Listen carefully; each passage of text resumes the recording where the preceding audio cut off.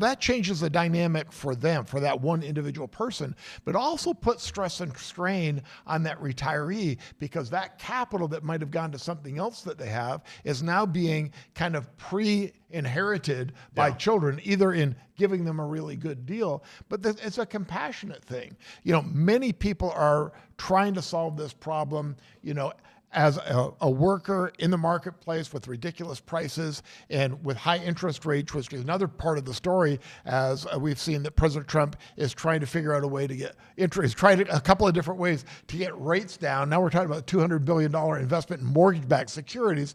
We'll see if that works. Yeah. I'm not a big fan of government intervention, but sometimes we've got to control the out-of-range stuff, the stuff that is, people are taking advantage of, and the consumer is really getting beat up. Well, and sometimes, we've got great intentions, but things are used differently than intended. Right. And, I think it's important that we circle back around like why Atlanta and Metro Atlanta was targeted. Yeah. Okay. So, I'd call this like a triple threat.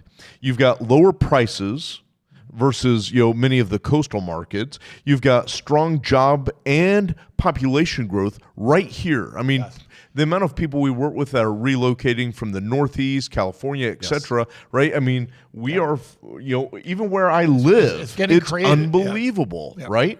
And then historically, Georgia has been extremely friendly to, corporations coming here. We are not a heavily regulated state. Yeah. So we really are a triple threat when it comes to institutional investors wanting to be here. So Atlanta basically bow-tied and said, hey, here, growth, yield, and resistance. It's the perfect mix. 100%.